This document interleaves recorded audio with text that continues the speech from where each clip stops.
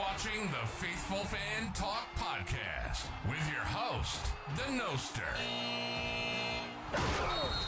Featuring live takes, news updates, game reactions, with real Lakers and 49ers fans. And now, time to get right into it with your host.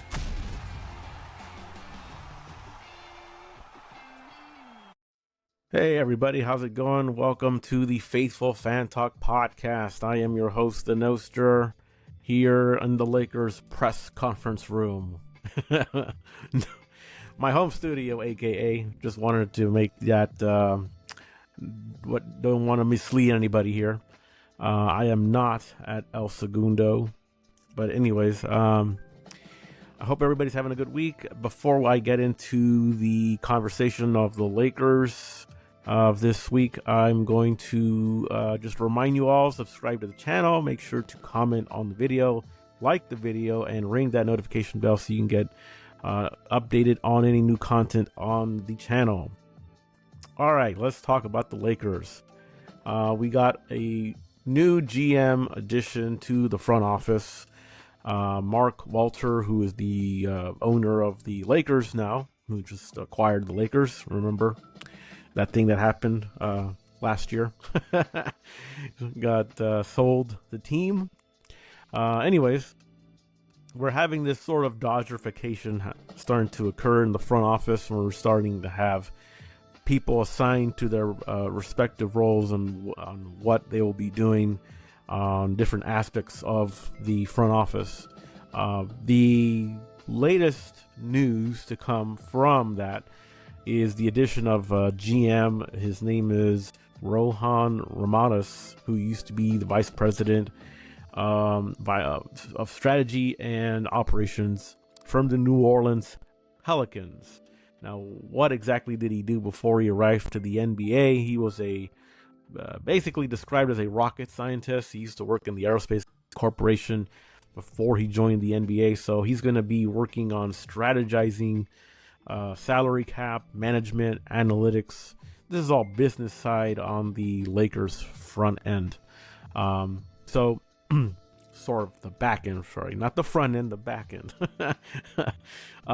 Anyways, they're still looking to acquire another GM to be helping Rob Pelinka with regard to player management, development, evaluating players for the draft. So stay tuned for news on that. There's still some names that they're discussing regarding maybe adding. There has been some interviews with regarding that position. They're looking at Dodgers executives Andrew Friedman and perhaps Farhan Zaidi. There have been talks going on with regard to maybe implementing those people, but we'll see. Anyways, we got all that now out of the way. We're going to start talking about what I've been wanting to talk about, which is the Lakers' wants in the offseason versus the Lakers' needs in the offseason. There's a big difference on the needs and the wants. Obviously, we all want stuff in life. Can we have it? No. We often get stuff that we need.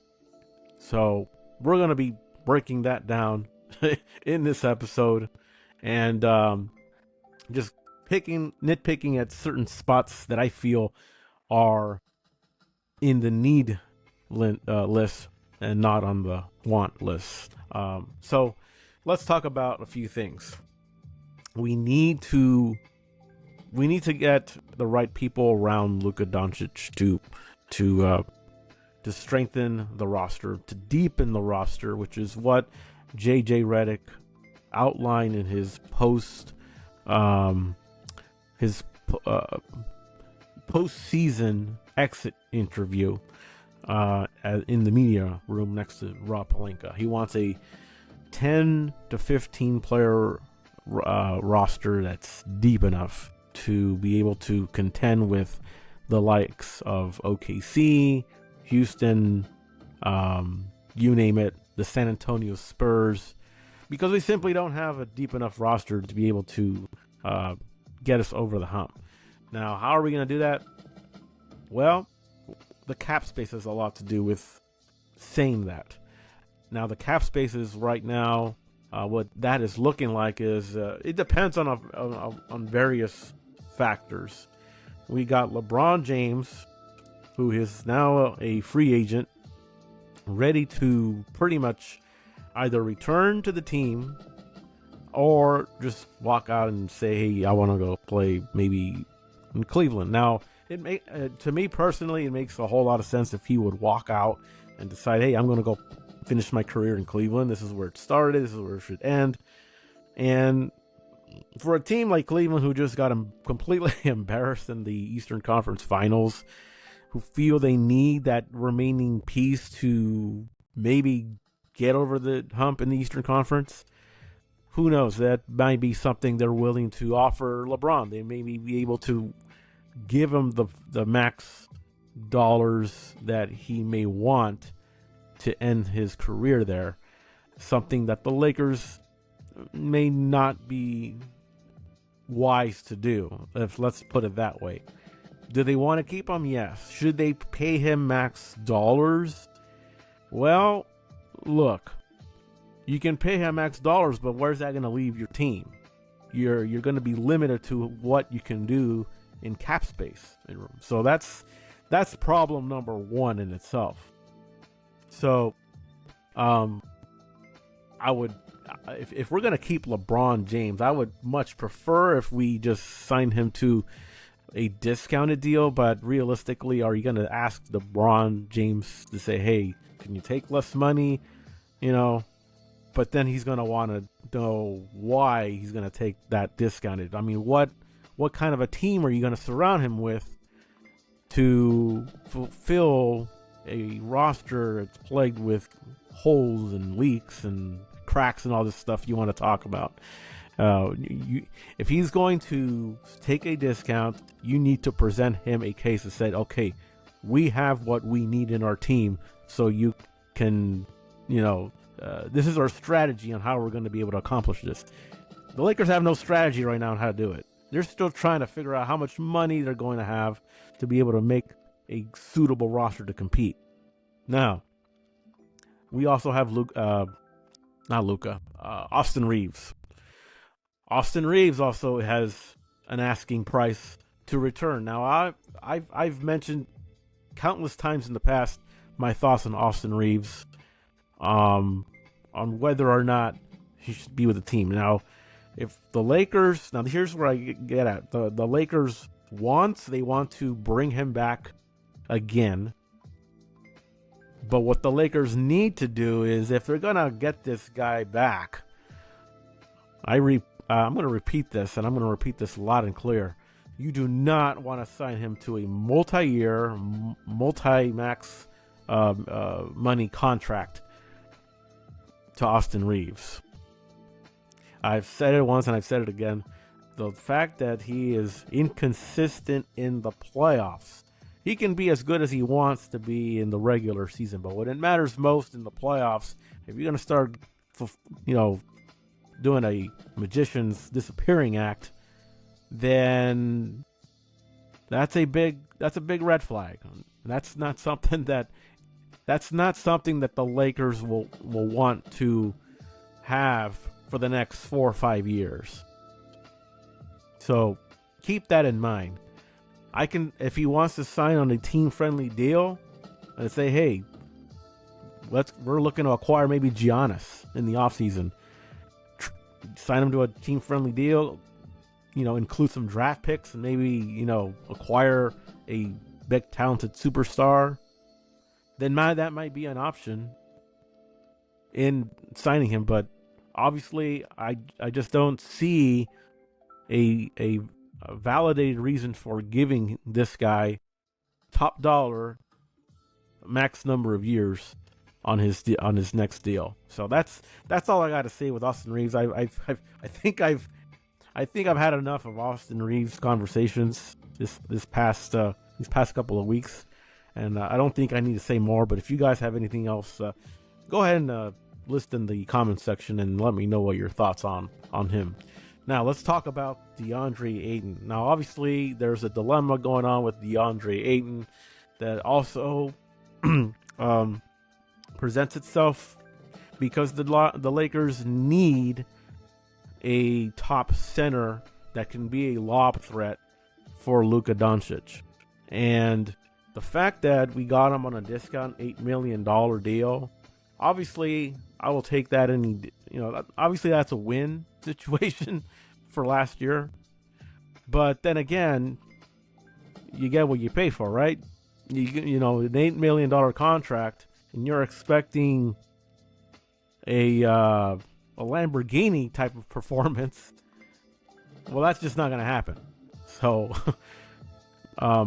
the fact that he showed up when he wanted to, and sometimes he showed up when he didn't want to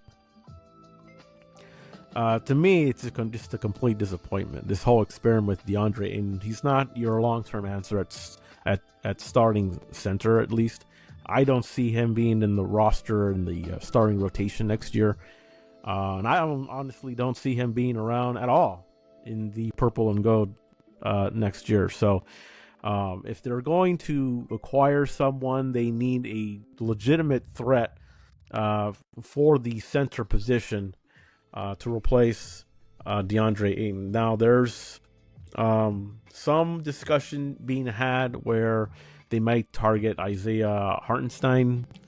If the Thunder were to let him walk this offseason, maybe they might have that approach. Or maybe they can look for somebody in the draft, but they need to have a physical presence to replace DeAndre Ayton in the off season. A guy that seemingly doesn't seem to want to contribute, at least from what I've noticed, is someone who doesn't want to contribute when he feels like he's not getting the ball enough. I mean, come on. You're being asked to fulfill a role based on what the team needs, not what the team wants, or not what DeAndre wants.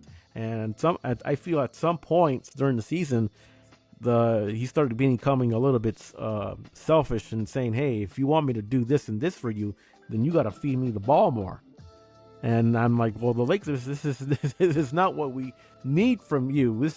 This is not what we need you to be. We need you to get rebounds and we need you to be a threat and make sure to be a rebounder. Get in there and be in the paint, block, you know. And at times it was just frustrating to me just seeing this guy just lingering around the paint, but not even doing anything. I mean, you saw the last game in a set where he was just hanging around the rim, but not even attempting to grab a rebound for almost 3 or 4 straight possessions. And that to me was just like, you know what, just get this guy out of here. I mean, if he's not even going to contribute, then why is he even here in the game? So, anyways, that is my thought on DeAndre Ayton. On him being back with the team. So let's go back to what we spoke about earlier with LeBron James. Now, he had an interview with Steve Nash on a podcast, and he mentioned his plans for the offseason. And I want you guys to pretty much just take a look and hear what he had to say. On your future, a lot up in the air for you. Yeah. How are you approaching this? Being that you have had already, I think I saw the other day this great thing. It was like you've had 4 Hall of Fame careers. So here you are having accomplished literally everything. Yeah. But you are still doing it at a really high level, and so you got to decide: do you want to play? Where do you want to play? Right. Who do you want to play with? All that stuff. What goes into that? I mean, where is your mind right now? Are you thinking about it every day? Are you getting close to feeling a direction, or are you just like, I need some time still? Yeah, I'm still in the moment of like just taking my time and saying I haven't even really thought about it too much. Obviously, I understand that I'm a free agent and I can control my own destiny. being here with this franchise, for the, foreseeable future, or if it's going somewhere else. But like, I haven't even really got to that point. I haven't even taken my family vacation yet, which is going to happen after Memorial Day. That's kind of the thing at the forefront of my mind. But, I think at some point, up in June, late June, as July roll around, free agency starts to, gets going, and, as, July rolling, maybe into August, we start to kind of like get a feel of, what my future may look like. If it's continuing to play the game that I love, which I know I can still give so much to the game and play at a high level. Did you just say August? Or if it's not. So, but I have not got to that point yet. And when I get there, it'd be fun to kind of see what the future could hold. Either if it's, like I said, in another NBA arena for another year or not. Yeah. Okay. Let's just stop that right there, because I think I've had enough. All right. So, LeBron James, we just heard him say that he wasn't going to make up his mind until late July or August. Is that what I'm hearing? What do you want to wait until training camp starts in September? Hell, let's wait until Halloween when the season starts. Anyway, seriously, the Lakers should, just from hearing that alone, first, the Lakers need an answer sooner rather than later. They cannot afford to wait for a decision by LeBron at the end of July or August. You will already have the NBA draft taking place. You've already had the majority of free agents going to different teams. So you need to know ahead of time who you're going to have and how much money you're going to spend. And so LeBron James, if you are waiting to hear back from LeBron James on whether he's going to return or not, you are basically sabotaging your organization, because that is a recipe for disaster. You cannot afford to wait on his answer. If I were you, if I was the Lakers front office, I would just move on and start building your team around Luka. That's my honest opinion. There's no reason why you should have to wait this long to rely on somebody who's going to probably bail out on you come August, September, or whatever, whenever he's going to make up his mind.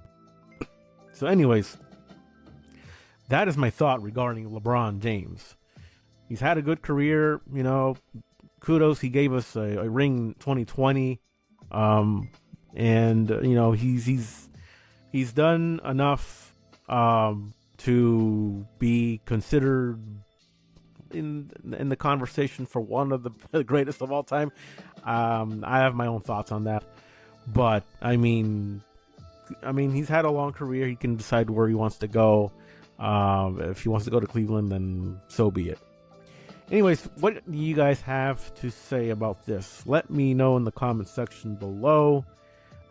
Remember to subscribe in the channel, like the video, ring the notification bell, and follow me on Blue Sky social media. I know I've had Blue Sky for a while now. If you want to collaborate and possibly be a guest on the show sometime and just want to talk Lakers, anything Lakers related, let me know. Feel free to chime in. Until then, I will talk to you guys later. Have a good week.